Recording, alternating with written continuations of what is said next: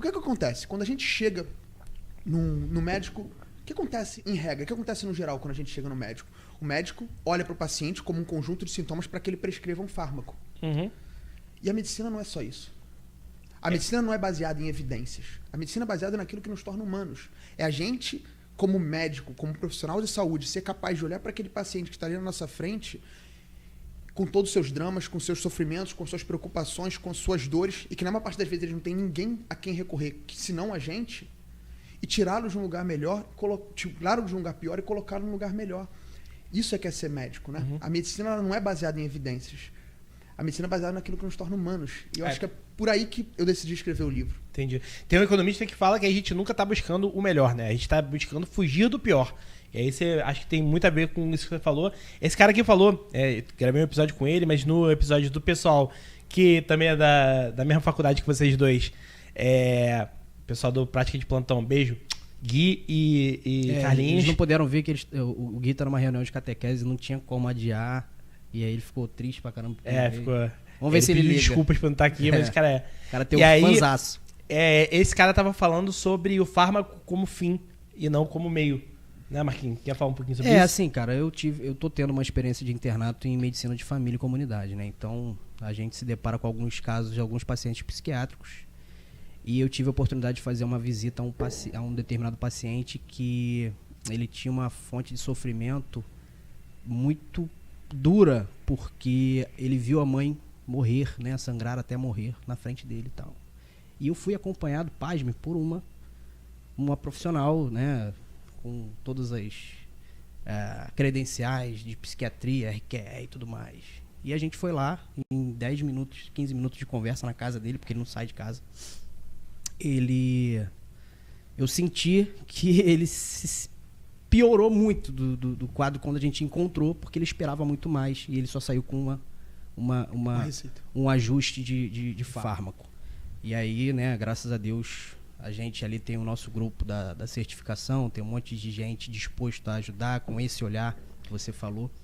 E aí eu consegui uma psicóloga para ele, que está acompanhando ele agora, e é legal você ver o reconhecimento, é legal você ver o feedback, né? Assim, não precisava de ajuste de fármaco necessariamente, precisava de um olhar integral que você está falando. Então, essa é a minha experiência, eu estou vendo muita coisa nesse sentido no internato.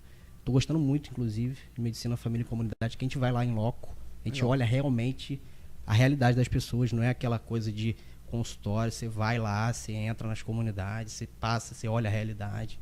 Então tá sendo muito legal, tá sendo muito bacana.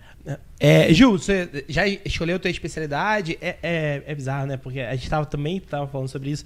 Como a gente tá chamando vários médicos aqui, quase que um por semana, acaba que os temas se repetem, mas é legal você ver a visão de cada um deles. Antes, há 50 anos atrás, o cara era médico. Ponto final, né? E hoje o cara é muito mais especialista. Eu acho que é bom isso, porque aí você se especializa mais em uma determinada área. Você já decidiu o que você vai se especializar? A gente percebe que houve uma retomada do médico especialista, né? Como você falou. Há 50, 100 anos atrás, uma família tinha um médico que era aquele médico que cuidava de tudo. Cuidava de todas as enfermidades, todos os problemas. Era o médico da família. Né? Era o chamado médico da família mesmo, né?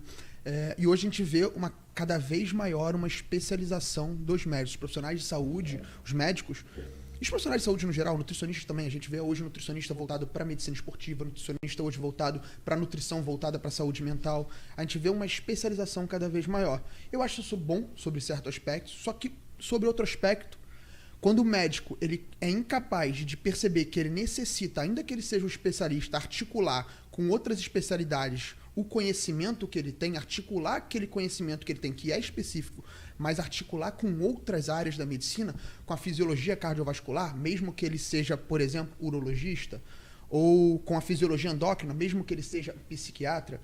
Por quê? Porque problemas endócrinos podem ocasionar problemas psiquiátricos. Então, nesse sentido, a especialização é boa, sob certo aspecto, só que a postura dos médicos em relação a isso ainda está um pouco imatura. Eu, particularmente, quero me especializar em psiquiatria. E um dos capítulos que eu mais gostei de escrever no livro, por conta disso, foi a parte de suplementação para depressão e ansiedade. Porque a gente percebe que a maior parte dos psiquiatras hoje, eles só sabem prescrever fármaco. Eles são incapazes de olhar para os problemas que são de ordem afetiva, eles são incapazes de olhar para os problemas que são de ordem espiritual, os problemas e os dramas dos seus pacientes que são de origem simbólica, que são de origem até morais ou conjugais. Então, assim, é necessário uma psiquiatria que seja capaz de olhar para o ser humano como um todo, em todos os seus aspectos e seus dramas, e também obter ferramentas a mais do que só o fármaco, o medicamento. Por isso que eu escrevi o livro e foi o capítulo que eu mais gostei do livro.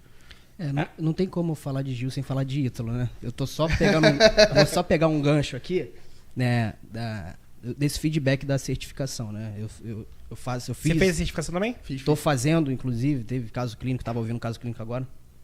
E o feedback que eu vejo lá no grupo dos médicos, para quem já atendia saúde mental, é justamente você conseguir resolver algumas coisas sem fármacos. Você tá entendendo?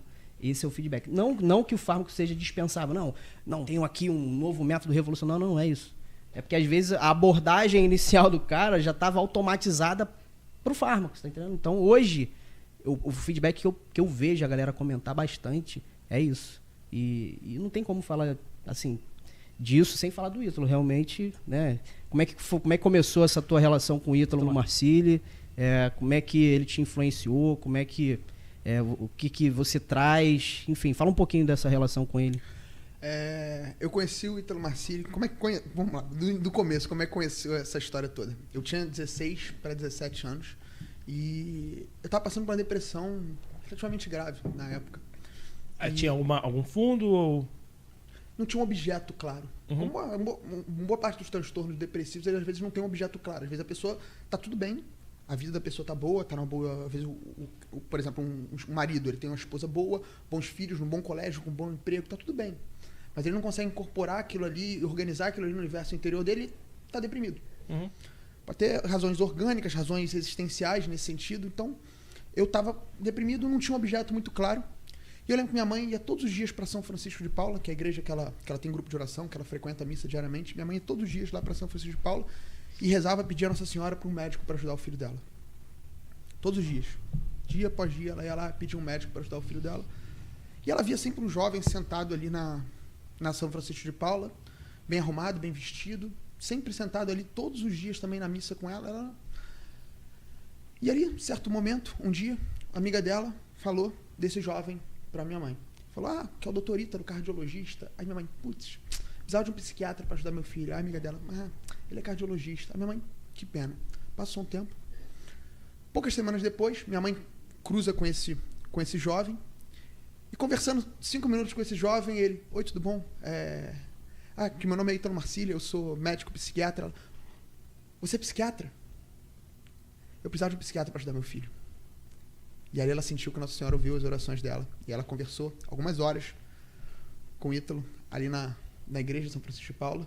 E pouco tempo depois eu fui ao consultório dele, que ainda era na casa dele, não tinha consultório, era na casa dele. Casa pequena, aluguel, filho, todo endividado. Ela na casa dele. Eu estava relutante de ir, na verdade. A verdade é que eu estava relutante, eu não queria... Eu falei pra minha mãe, eu tinha 16 anos na época, eu era um adolescente meio rebelde. Falei pra minha mãe, não quero médico nenhum. Quero ir médico nenhum, não quero... E desculpa te cortar, mas não só isso, mas há 13 anos atrás, psiquiatra não era tão bem visto quanto é hoje. Exatamente. A gente vai falar um pouquinho dessa transformação também, mas desculpa, pode continuar. Exatamente. Naquela época também, psiquiatra... A gente sabe que hoje o psiquiatra, ele não tem um trabalho só farmacológico. O trabalho do psiquiatra ele vai muito além da questão farmacológica, tem toda a terapia. E a maior parte das pessoas, eu vou até além, a maior parte das pessoas, se não todas as pessoas, precisam ou se beneficiariam de um tratamento psiquiátrico que abordasse toda a questão interior da pessoa, do universo interior, não entrasse só na questão farmacológica. A maior parte das pessoas não vão precisar realmente de fármaco, mas a maior parte das pessoas vão precisar de uma terapia, vão precisar de um olhar integrado, um olhar integral a todos os aspectos do sofrimento humano, a questão existencial humana, e organizar aquele universo interior, aquelas questões ali que estão confusas na cabeça das pessoas, até do ponto de vista de amadurecimento também.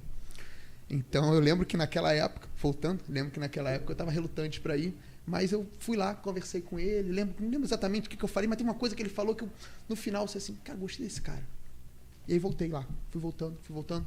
A nossa relação foi evoluindo para uma amizade mesmo, eu comecei a com 19 anos eu comecei a acompanhar ele na residência, eu ia pra residência com ele, acompanhava ele, nem sabia que eu ia fazer medicina na época, tinha entrado na faculdade de Relações Internacionais, mas acompanhava ele na residência. Aí, pouco tempo depois, a gente criou realmente uma amizade. Hoje ele é meu melhor amigo, né? Uma pessoa que eu convivo diariamente, é uma pessoa que foi essencial para minha formação como homem, como futuro médico e como cristão, inclusive, como católico.